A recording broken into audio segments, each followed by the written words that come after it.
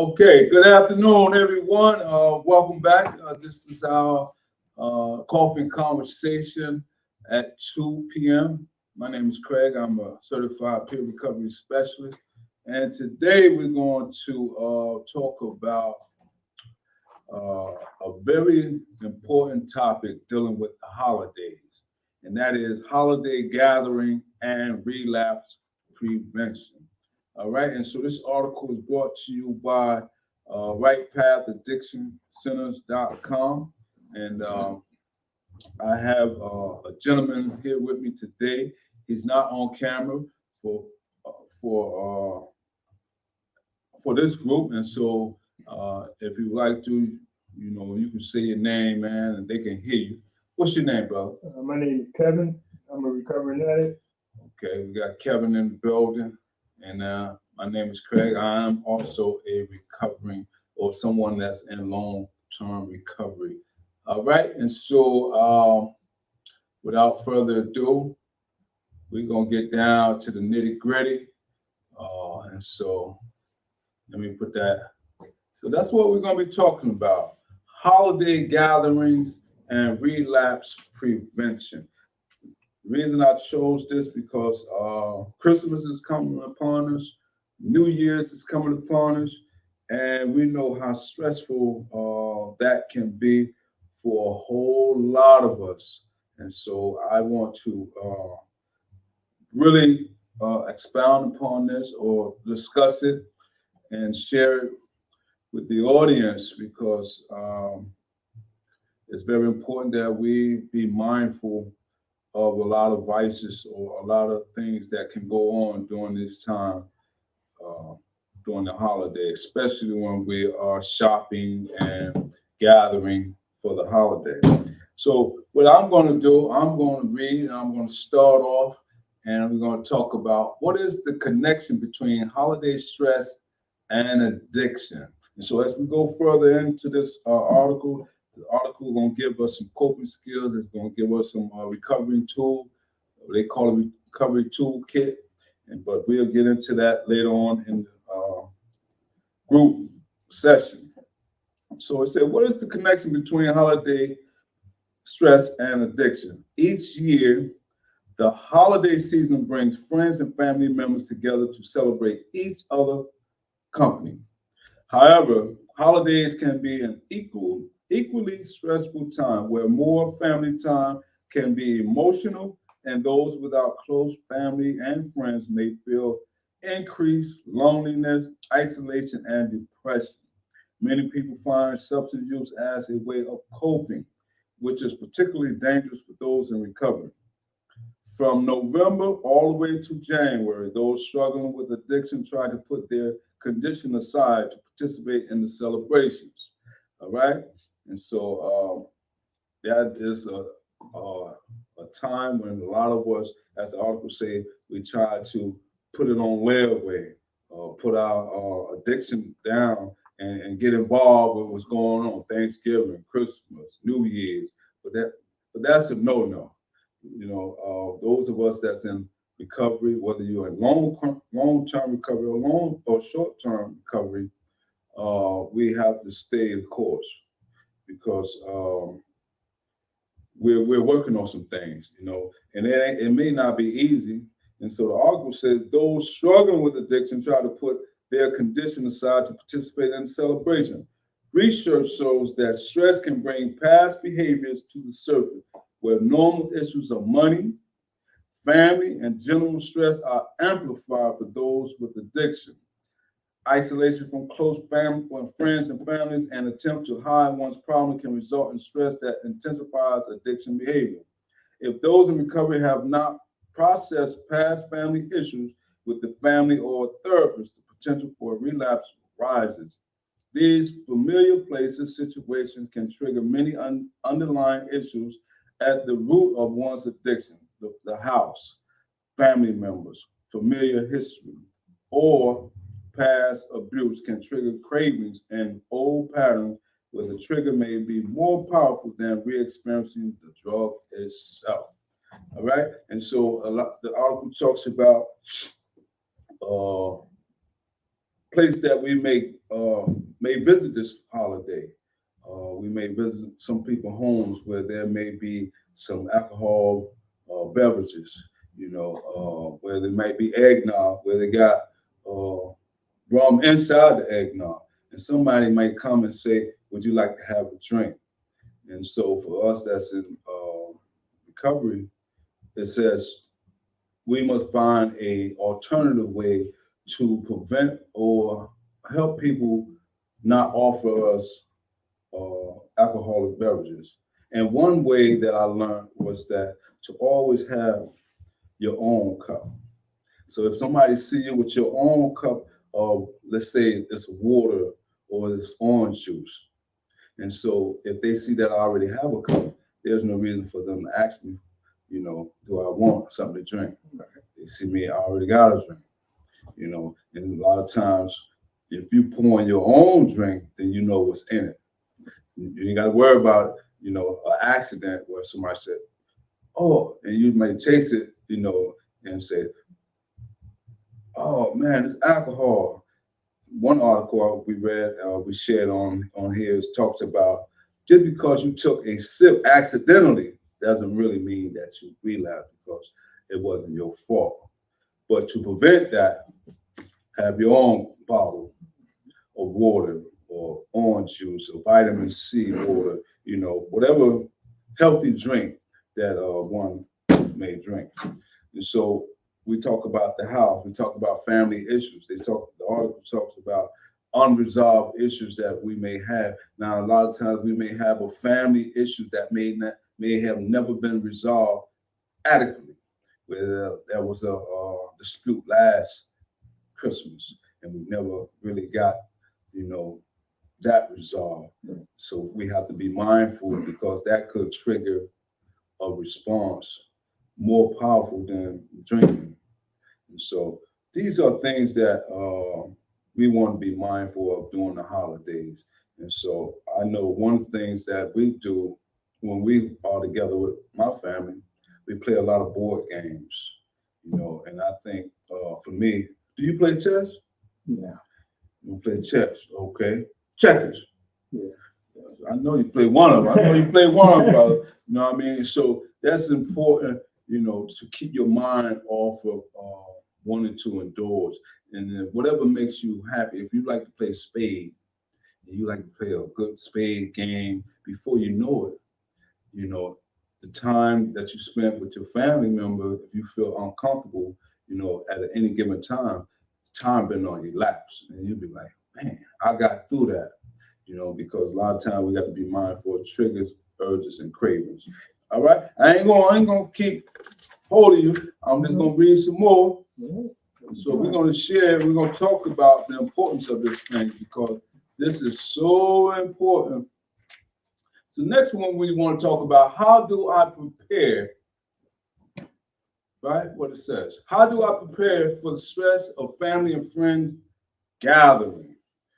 While typically, it says, we typically have certain expectations and desired outcomes for the holidays, where our expectations do not always meet reality. These unmet expectations can lead to frustration, stress, and despair among relatives, since we usually know of the potential problems that might come up with our family. It is crucial not to wing it. For most situations, the key is practice.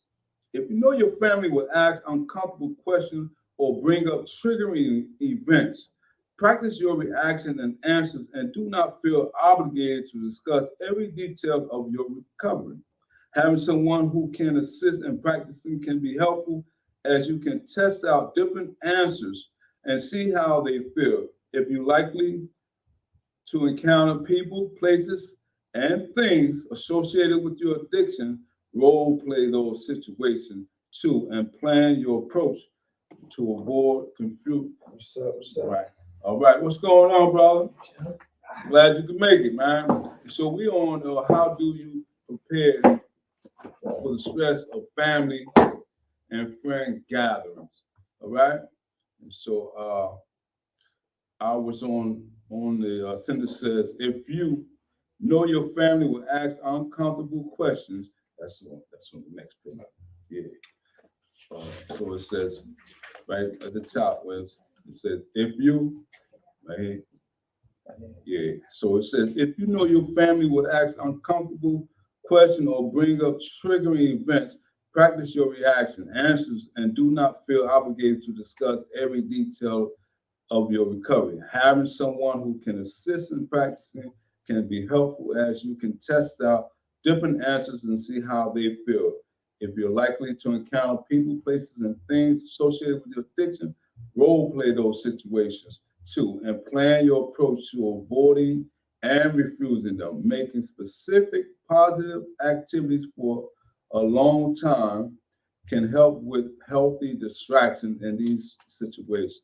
Even if they may seem uncomfortable at first, while it will not be exactly the same in the real situation, being prepared can condition the body, brain's natural stress responses. It will sound less awkward and will have already experienced some of the related emotions. And so it says practicing if you feel that you're going into an environment where there are people, places, and things, and you know you can't participate in it, but you may feel uncomfortable in that surrounding. Practice, if you got a game on your phone, whereas this will give you joy, even though they celebrating the way they celebrate, but this, you know that if you have a game, like I have chess games that I may put on my app on my phone, and while they may, sitting over there drinking, hee hee ha ha, whatever, I could be playing my chess game, and then I know this will ease some of the, uncomfortableness that I may be feeling because a lot of times our emotions going to come up, during this time, especially in the holidays, because people going to be, drinking and laughing, and we think that a lot of times we have to drink in order to have a good time or use drugs in order to have a good time. But I found out, man, you can have just more fun, clean fun, healthy fun without, indulging. And then you could say to yourself, man, I got through that one, let me get ready, for another hurdle, that may come my way. It ain't easy. It ain't no easy road. In this article, we're going to talk about having a sponsor or attending meetings where you can counteract some uncomfortable situations and feelings. All right. So we're going to talk about the next one, and it says, where we at? How do I prepare for the stress? No, that ain't it. How can my loved ones help me during the holiday? This is very important because this is not just an individual disease. Family members are affected by it as well. You know what I mean? So we're gonna need some support. Like I have a wife. She don't drink. She don't do drugs. That's like my soundboard. You know what I mean? Because as long as she's having a good time, I'm having a good time. And so, besides my higher power, I rely upon that. But it's always good to have somebody you can talk to who's not using, that you can communicate and feel comfortable of talking to, because a lot of times we're going to have somebody in our family who's going to be our biggest cheerleader or who's going to be rooting for us to stay sober. I'm quite sure you guys have somebody that, who's rooting for you and saying, man, I sure, like the way you look now. I sure like what you're doing now. Keep up the good work. Do you care to share? You have anybody in your corner? Yeah, sometimes my wife, my mother, my older sister. Yeah. I get compliments a lot. Because about 3 months ago, I was training. You know what I mean? Yeah. But they never gave up Pull on me. that chair over there. I'm sorry. When I had doubts or something, I had that a little chip on my shoulder where I get to thinking or something. I call my sister or my mom to speak with my wife.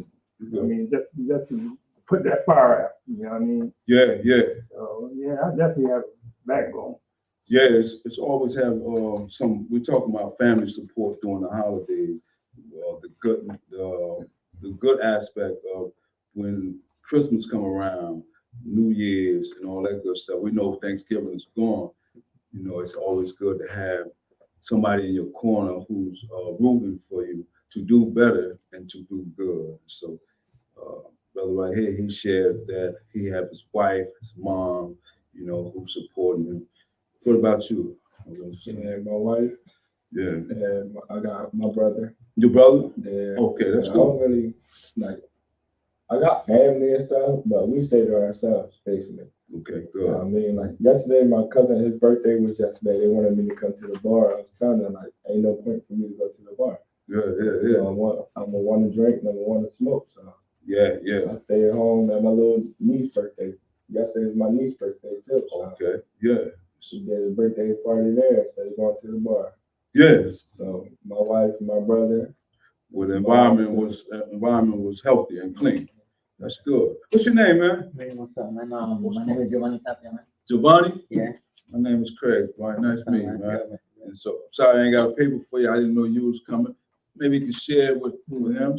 But and I'm gonna be doing all the reading. Do you got them sign up things? Sign paper? You ain't bring your sign I couldn't paper? find it. I couldn't find it. Oh, man, how you gonna get credit? Well, I'll vouch for you. Yeah, I was trying to find that, so I came out over there. So, man, Yeah, so next time when you come, bring your paper. I'm gonna sign off for today and the day you come. All right, that's cool. That's man. cool? Yeah, appreciate that. All right, so next one we're gonna be talking about, I'm just be reading, so it says, what happens if I do relapse? Let's see what the article talks about. It said, if a relapse does occur, it must be confronted and action must be taken. Despite the extent of your holiday challenges, you will not be prepared without adequate self-care, including getting sufficient sleep, eating a well-balanced, nutritious meal, engaging in regular exercise, and taking time for relaxation, right? And it said it is important to take relapse seriously, but avoid overreacting and becoming engulfed in crushing guilt and shame. The steps to take include contacting your sponsor, right? If you do relapse, contact your sponsor, attend a support group meeting, and work with your treatment team, whether that's a doctor or therapist, etc. All right. And so the main thing is in recovery, we want to, the article says, get enough good, adequate, sufficient sleep, eating a well-balanced, nutritious meal, engage in regular exercises, and take some time for relaxation. In this field, we call it self-care. It goes for those who are a recovery coach, a counselor, whether somebody's in early recovery or long-term recovery. It's very important that we take care of ourselves. And so some of the best benefits of sufficient sleep is you're more alert, you're more aware. Like I used to work warehouse jobs, and so a lot of times I used to work with equipment, heavy machinery equipment, like forklift. And so we used to have to take a training. And they used to tell us, get enough sleep because, with those machines, you have to be alert and you have to be aware. If not, you're liable to hurt somebody or hurt yourself. So that's very important. They always say eating a healthy, balanced meal, especially breakfast early in the morning. Exercise, if you like to walk, you like to lift weights, do that as well. So it's always good to work on yourself. All right. So we're gonna keep moving on, man. This is a good group, man. We building though. We coming together, man. I'm glad to see all three of y'all here, man. It says, how can I plan for holiday relapse prevention? As we have seen, it is important to remember that holiday stress and relapse are quite common. Thus, your top priority during the holiday season is to take care of yourself. Oftentimes, we place others at the top of our list. We must keep our recovery first and foremost during this stressful season. We are ultimately in control of and responsible for ourselves. We're making a list of things most helpful to our recovery, can be essential and relapse prevention.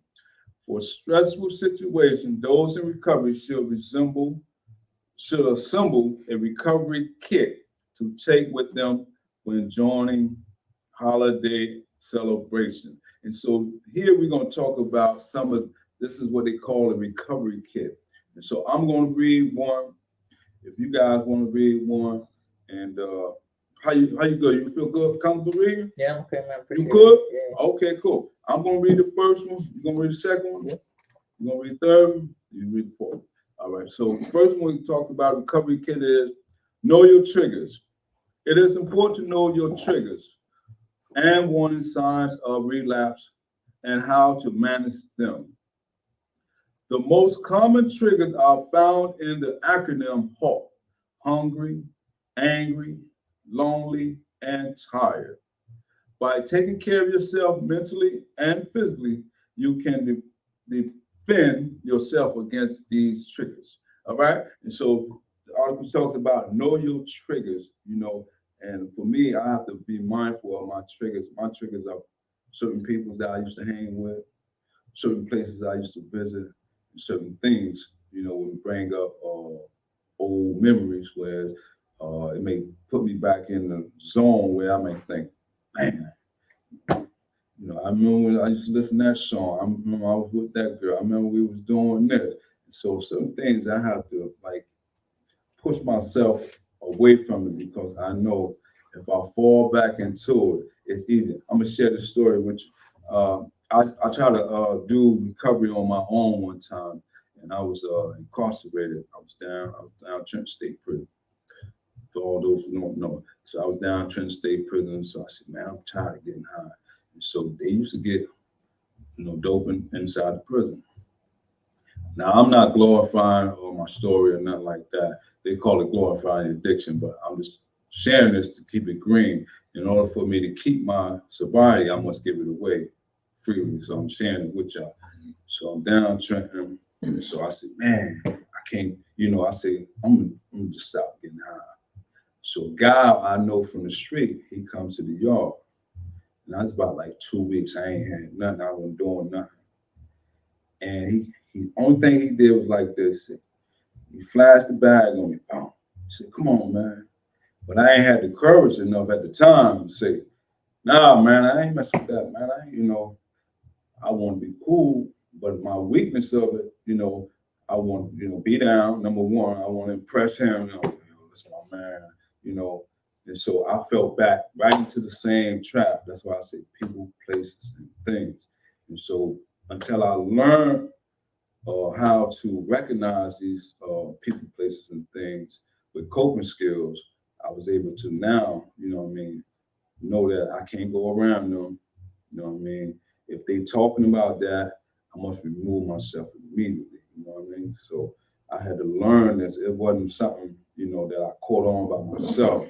Somebody had to teach me that. So I said that to say that you have to identify what are your triggers. If you're able to identify, then you're able to recognize it. All right. So you say you got the next one? Yes. Okay. Evaluate the risk. Early in recovery, high-risk situations should be avoided and more time should be spent in low-risk situations. Further on in recovery, rely on your plan for medium or high-risk situations, such as driving yourself so you can leave when you're ready. That's an escape plan. Yes, right. You know what I mean? So you go somewhere you feel, you're uncomfortable, and if you go there, you go there with somebody, and you can't leave until they leave. I ain't stuck. Right. You know what I mean? Unless you have like your girl or your wife, you say, "Oh, babe, come get me." I'm feeling, I know if I stay here 30 more minutes, it's on. It's over. Right. So in other words, don't put yourself in a position where high risk. Right. Yeah. Mm-hmm. Right. Go ahead, Bob. All right. Distract yourself. Focus on finding healthy tasks to preoccupy your mind from potential urges, cravings, such as helping the host, bringing a friend with you who does not use substances, or even volunteering at your local shelter to practice gratitude. Cravings typically last about 20 minutes and are often physical. So, so tasking your body with something else can help push them away. That's right. Absolutely, man. You know, travel with people, man, that's who not using, man. You know what I mean? Find something, man, that can alternate. We call it positive reinforcement. So if there's negative things that's going on, you want to counteract that with something positive. You know what I mean? So that's all that is. Taking the negative and implementing something positive, whether it's from your thoughts or from your actions. All right?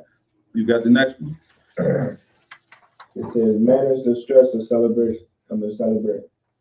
Substances are often a way to cope with stress, where it is important to keep in mind that it is simply impossible to attend every event/gathering. When in recovery, you can slow down and be selective in how you live, including the way you celebrate the holidays, choosing those most event important to you and planning in advance will keep the things less stressful. That's right. Absolutely. Manage how you want to celebrate.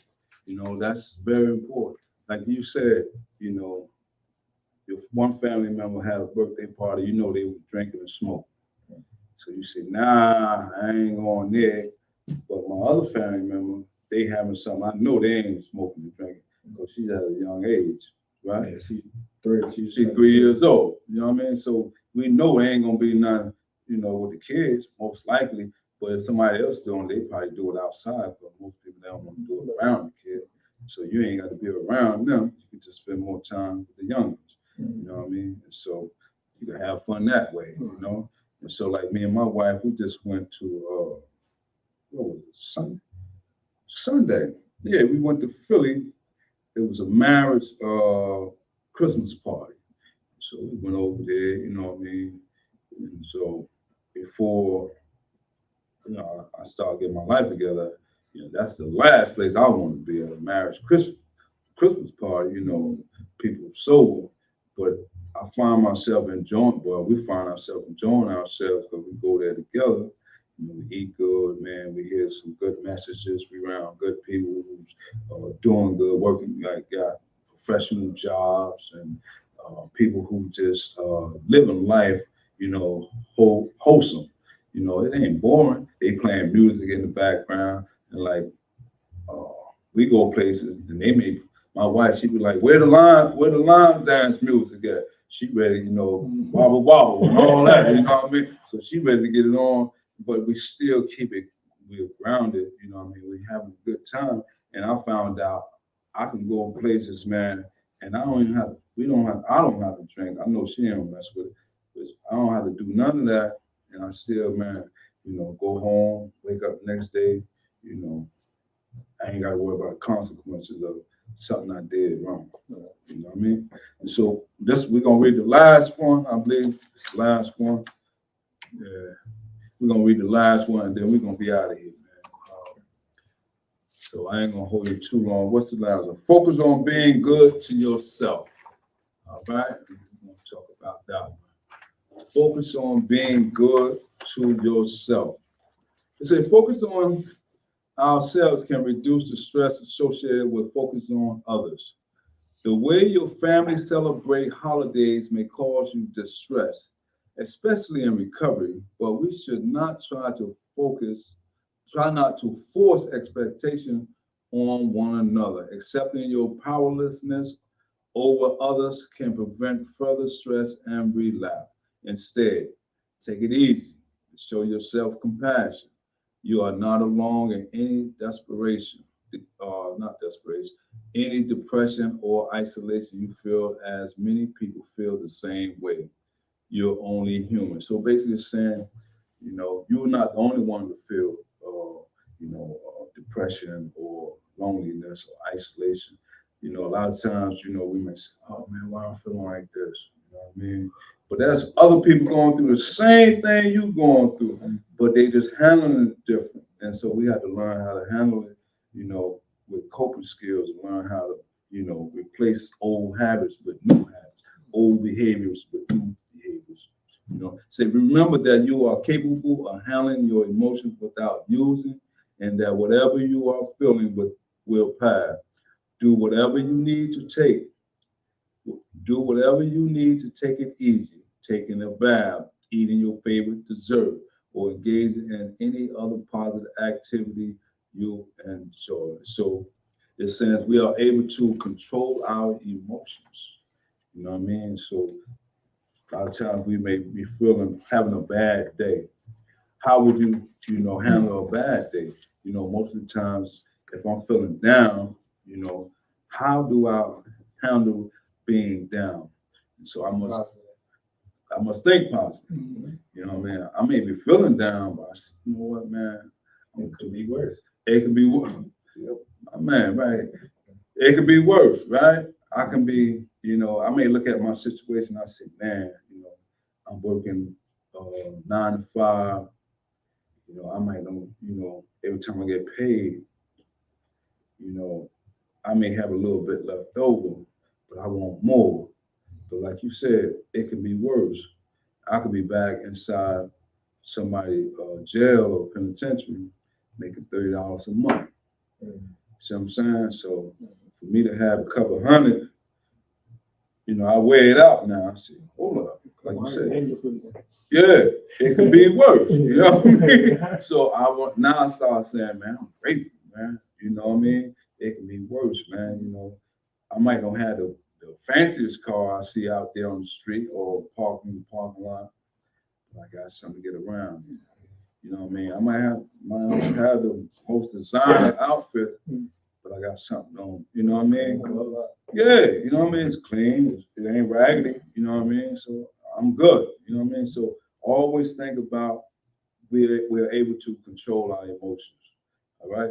And so, I want the best for all of us, man, during these holidays. So that's why I basically chose this. We're gonna be doing this, man, all week, all the way till New Year's. We're gonna be talking about how we can maintain a better spirit, how we can have more coping skills, how we can practice on better behaviors during the holidays, because it's easy to slip, you know what I mean? And so we don't want to slip and there'll be consequences, for our actions. So there are always consequences.